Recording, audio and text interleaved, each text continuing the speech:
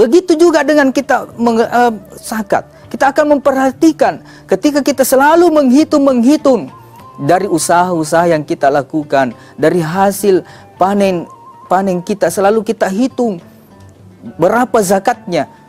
Karena kenapa? Kita menginginkan kualitas dari ibadah yang kita lakukan.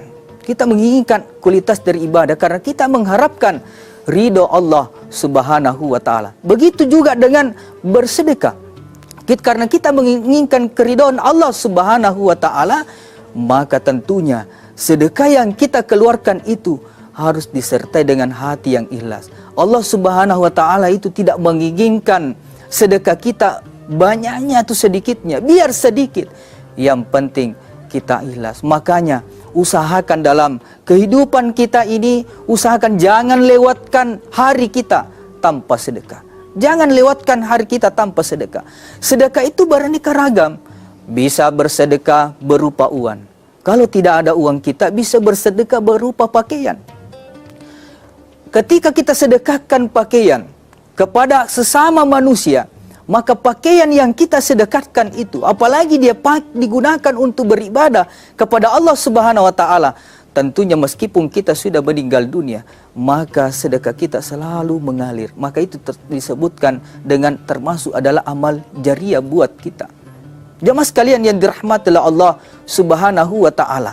Makanya pernah ada salah satu guru dipertanyakan bahwa ketika kita ingin bersedekah, ketika ada dua orang yang bertetangga, fakir dan miskin. Satunya fakir miskin ini rajin sholat. Yang tetangganya ini fakir miskin tetapi tidak rajin sholat. Siapa yang diutamakan ketika kita ingin bersedekah? Apa jawaban guru kita ini? Utamakan yang sholat. Karena kalau yang sholat kita sedekahkan, maka akan mengalir terus pahalanya karena dia gunakan untuk beribadah kepada Allah Subhanahu wa ta'ala. Makanya seringlah kita sedekahkan. Makanya ibu-ibu sekalian dirahmati Allah, daripada baju kita digantung saja di lemari kita banyak tidak digunakan, maka tidak ada salahnya kita berikanlah tetangga kita, kita berikanlah saudara-saudara kita, agar nantinya ada menjadi saksi di hadapan Allah Subhanahu wa ta'ala pakaian yang telah berikan. Karena harta sebenarnya ada itu 3 macam.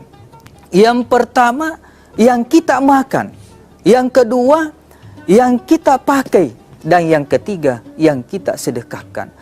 Tentunya yang kedua ini, yang kita makan, yang kita pakai tidak akan kekal. Tetapi yang kekal adalah harta yang kita sedekahkan di jalan Allah Subhanahu wa ta'ala. Dan tentunya itu nanti akan menjadi tabungan kita di hari kemudian. Makanya guru kita mengatakan penyesalan yang pertama seseorang ketika dia meninggal dunia, dia menyesal karena dia tidak bersedekah. Dia akan menangis di hadapan Allah Subhanahu wa ta'ala, ya Allah, kembalikan saya di muka bumi. Saya ingin bersedekah ya Allah, saya ingin bersedekah. Makanya ada umur yang diberikan oleh Allah, ada harta yang diberikan oleh Allah Subhanahu wa ta'ala. Marilah kita selalu bersedekah. Kalaupun tidak mampu secara uang, bisa berupa pakaian. Kalau tidak bisa berupa juga makanan. Ketika kita membuat makanan, khususnya ibu-ibu sekalian, ketika kita membuat makanan, Rasulullah SAW itu selalu menganjurkan. Dibaratkan kita bikin pisang hijau. Meskipun pisangnya 3, tapi kita membuat airnya ada 5 ember ibaratnya airnya. 5 ember ibaratnya airnya. Artinya meskipun hanya sepotong saja pisang kita berikan tetangga, tetapi 1 baskon airnya. Begitu Rasulullah SAW menganjurkan kepada kita bagaimana kita ingin selalu berbagi. Kenapa yang itu kita perhatikan? Tadinya karena kita mendapatkan ridha Allah Subhanahu wa ta'ala. Jamaah sekalian, pemirsa TV One dimanapun Anda berada. Kemudian kalaupun tidak ada kemampuan kita bersedekah berupa makanan, bisa juga berupa ilmu pengetahuan. Sama halnya ketika kita berdakwah, kita menyampaikan ajaran Allah Subhanahu wa ta'ala, firman Allah, sabda Rasulullah SAW, itu semua adalah bentuk sedekah di jalan Allah Subhanahu wa ta'ala. Kalaupun tidak ada, bisa juga berupa tenaga. Ketika kita melihat ada orang ingin angkat sesuatu dan tidak ada kemampuan yang bisa kita bantu, marilah kita hidupkan gotong royong di masyarakat kita. Itu semuanya adalah bentuk sedekah di jalan Allah Subhanahu wa ta'ala.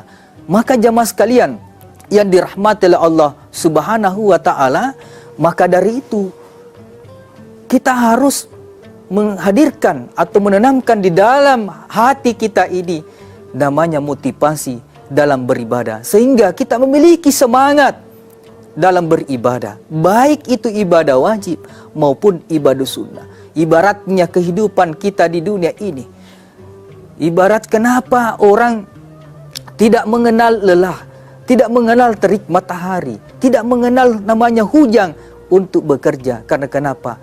Kadangkala ada upah, ada keluarga kita untuk dihidupi, maka dari itu dia termotivasi untuk bekerja. Alangkah ganjilnya seseorang, dia bersemangat untuk bekerja kehidupan dunianya, namun tidak ada semangat, tidak ada motivasi untuk bekerja untuk kehidupan akhiratnya. Padahal kehidupan akhirat itulah nantinya, di tempat situlah kita akan kekal nantinya. Orang yang tidak ada bekalnya di hidup di dunia ini, baik ibadah wajibnya begitu pula dengan ibadah sunnahnya, maka nantinya di hari kemudian dia akan menggigit jari. Di hari kemudian tentunya penyesalan yang akan muncul di hadapan Allah Subhanahu wa ta'ala. Karena kenapa? Dia tidak memperhatikan namanya ibadah di sisi Allah Subhanahu wa ta'ala. Maka dari itu, hadirkanlah semangat, motivasi dalam beribadah, sehingga ibadah yang kita lakukan, ibadah yang berkualitas, karena kita mendapatkan ridha Allah Subhanahu wa ta'ala. Pemirsa TV One dimanapun Anda berada, mudah-mudahan ada manfaatnya saya sampaikan. Lebih dan kurangnya mohon dimaafkan. Wabillahi taufik wa sa'ada. Wassalamualaikum warahmatullahi wabarakatuh.